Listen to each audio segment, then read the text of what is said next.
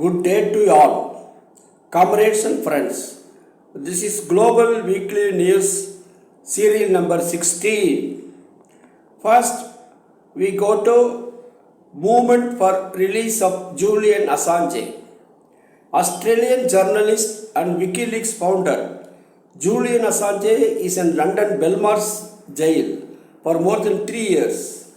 Exposure of war crimes by United States in Iraq, Afghanistan, etc. Well, that is the only crime committed by Julian Assange.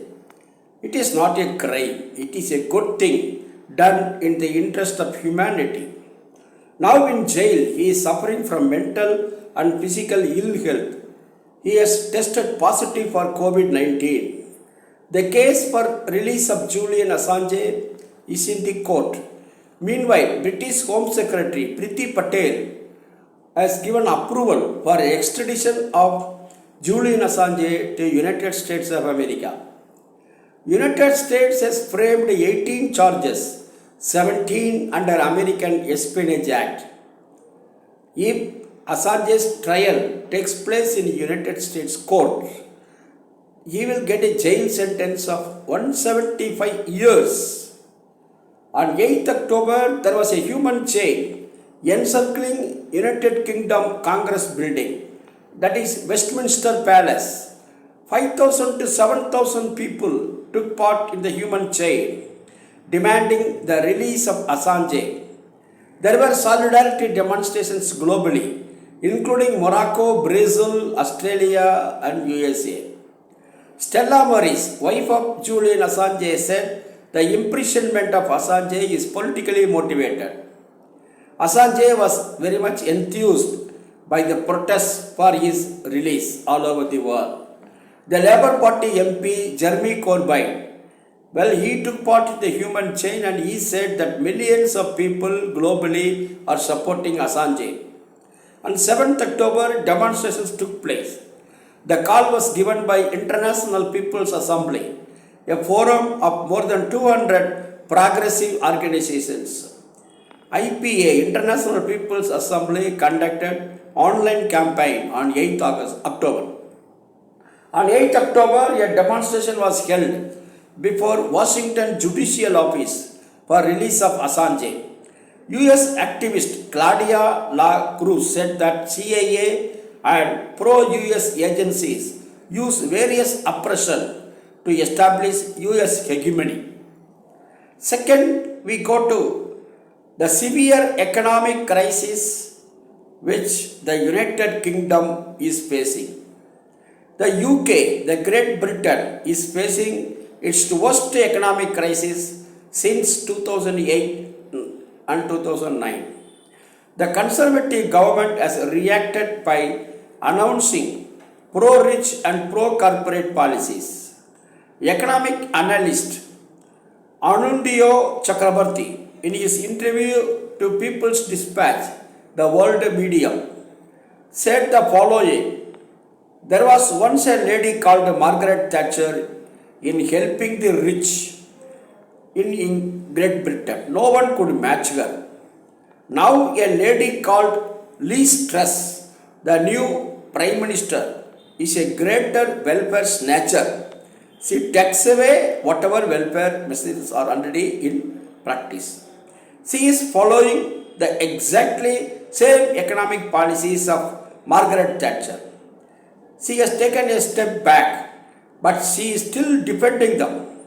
In 1980s, Margaret Thatcher took a series of economic decisions to change the course of British economy. There are 4 key features. The key features are: 1. Tax cuts for the rich, welfare cuts for the poor, privatization of public assets. Third, and the fourth one is big bang deregulation of the financial sector, including the stock markets. These would turn London into the mecca of global finance over the next 2 decades, where a small number of bankers, brokers, and investors would enjoy a life of extreme riches.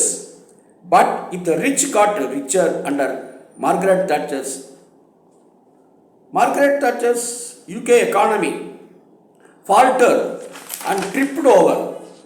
Britain, which was once the biggest industrial power in the world, got slowly deindustrialized. Once flourishing mining villages and industrial townships became centers of unemployment and crime. When Thatcher came to power, manufacturing accounted for 30% of Britain's economy. Now it accounts for less than 10%, and this has shown up in the distribution of income in the United Kingdom from the 80s. The share of the richest 10% has risen dramatically, while that of bottom 50% has fallen. They almost slipped below the richest 1% in terms of share of income till global financial crisis of 2008-2009 stalled the process of things. Had continued like that, by now the top 1% as a whole would have earned more than poorest 50%. UK's economic policies meant that UK became increasingly dependent on imports for even everyday goods. From being one of the biggest exporters of goods, it became one of the biggest importers, so much so that in 2020, out of 127 countries, Britain was ranked 126 in terms of balance of trade, making it one of the two biggest import dependent nations in the world. But for most of the 2000s, the first decade of 2000s, the urban middle class didn't feel this because of the massive boom in stock markets and real estate prices that took place, which caused a general wealth effect amongst the middle class. But when global financial crisis hit the United Kingdom in 2008-9, it simply could not recover because it was so heavily dependent on financial services and real estate in its economy. The unemployment and despair caused by United Kingdom's continuous economic slump helped create widespread support for the Brexit campaign, that is Britain's exit policy from the European Union, that is called Brexit campaign in 2016. Working class people celebrated the break with Europe. They blamed immigrants for their unemployment and Europe for causing Britain's factories to shut down. But Brexit has made it even worse for UK's economy between 2017 and 2021. Britain's trade and goods and services has declined by 6%, while most large European countries have seen a big jump. Finally, COVID-19 broke the economy completely. Consumers now have to spend 10% more than the last year because of runaway inflation, and many simply cannot cope with anymore.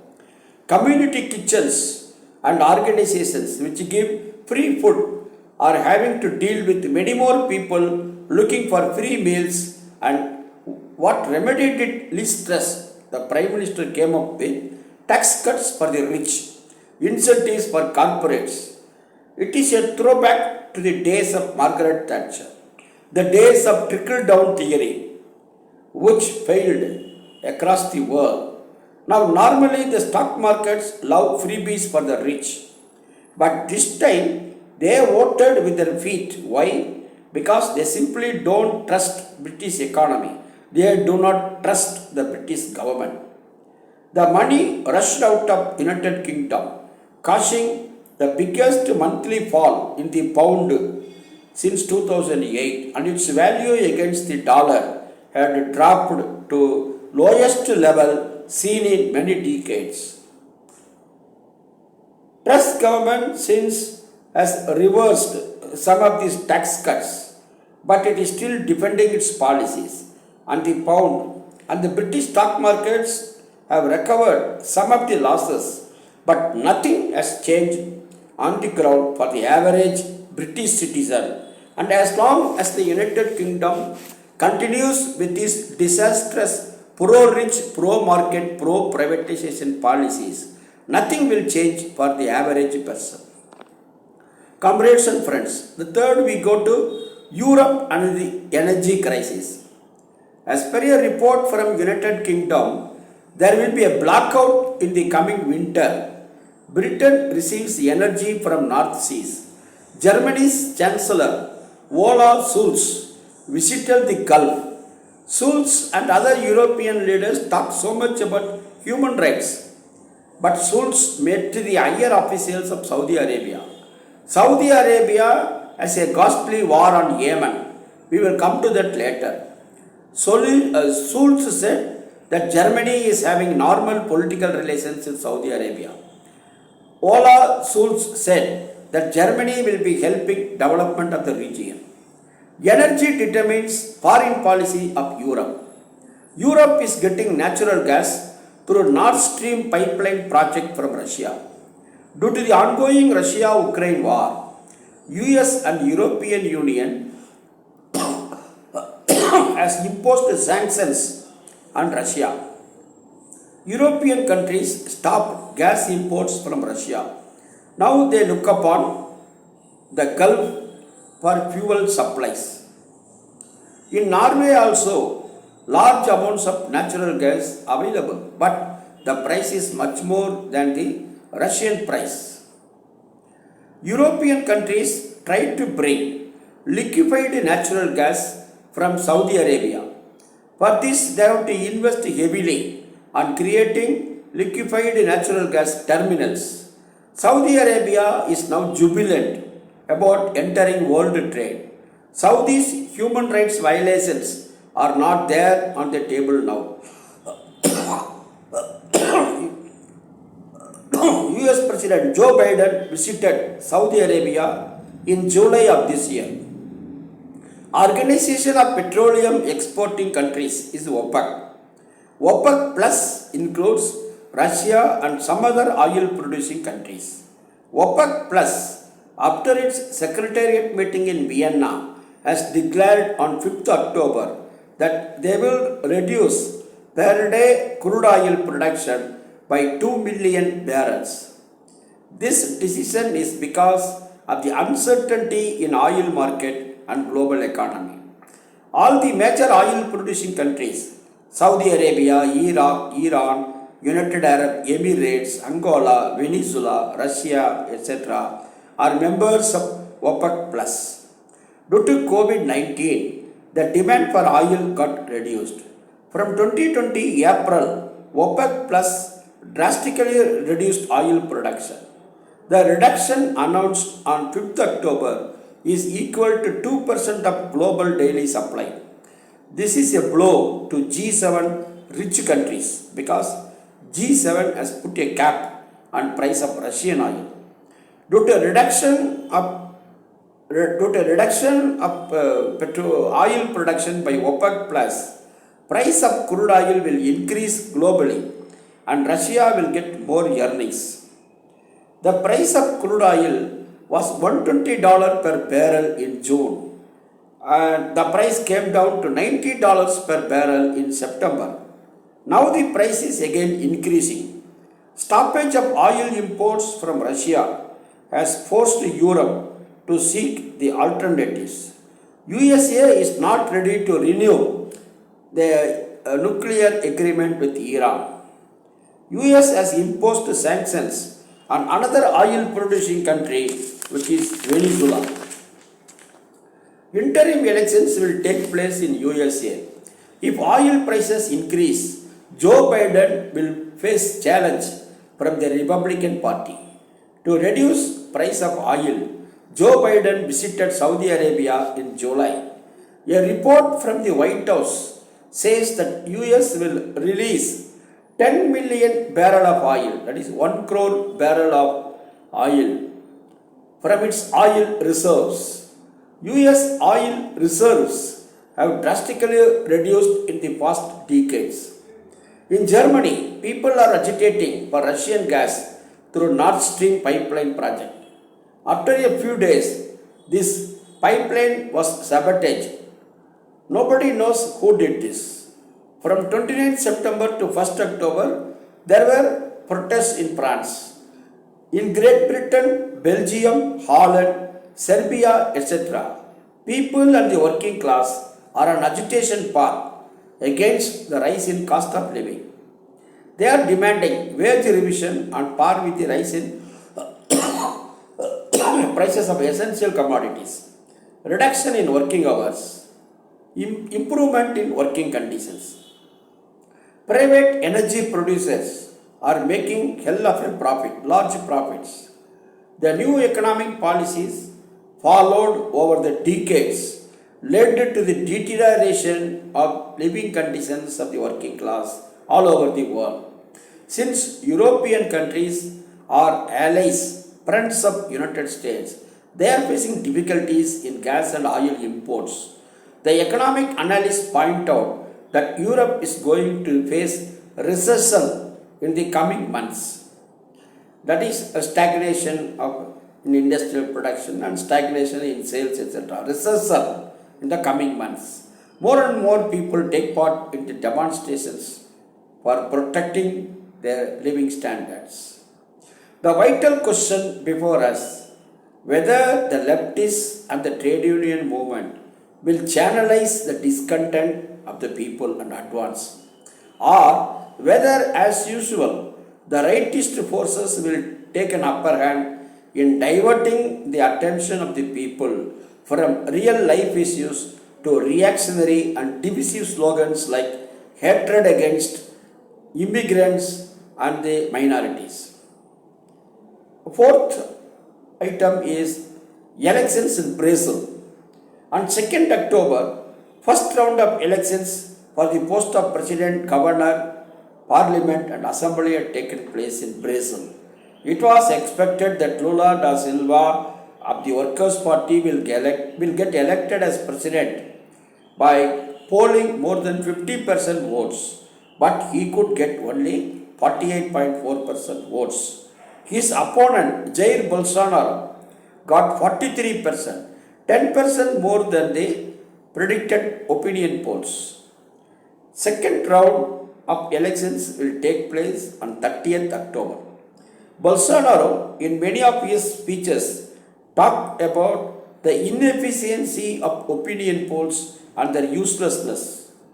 So therefore, many people who wanted to vote for Bolsonaro, they did not turn out for the opinion polls. It is embarrassing for the voters to reveal about their voting intentions. Second round of campaigns are taking place. Heated campaigns are going on. Already Bolsonaro is spreading fake news about Lula da Silva. Fake news are coming in Facebook, Twitter, Instagram, etc. Bolsonaro is against abortion. Lula da Silva supports legalizing abortion rights. There were 11 candidates in the first round. Second round is between Lula and Bolsonaro only. Some of the candidates have turned in favor of Lula now, so we can expect Lula's victory by the poll on October 30. Sao Paulo is the biggest province in Brazil. There, Fernando Haddad is contesting for governor's post. Haddad got defeated by Bolsonaro in the last presidential elections in 2018. Heated election campaign is going on in Sao Paulo. The future of Brazil in the coming years will be decided by which party gets majority in the parliament and the assemblies. Fifth and last item for today is Yemen. For the past 7 years, Saudi Arabia has been launching a ghastly war on Yemen. 350,000 people got killed in the war. Saudi Arabia is engaging mercenaries for the war. In 2022 April, a 6-month peace accord was signed. During this peace period, civilian deaths came down 60%. Cholera spread in Yemen a few years ago. only 25% families of Yemen are getting water facilities. Half the children do not attend schools. Globally, now you can hear voices that United States, United Kingdom shall stop weapon supply to Saudi Arabia. But Joe Biden is defending his sales by saying that weapon sales to Saudi Arabia only for defensive purposes. This is this is not true. Even for offensive purposes only, Saudi is using US weapons. United Nations is intervening to prolong the peace treaty. With this, we end this week's Global Weekly News. Let us see next week. Thank you, comrades and friends.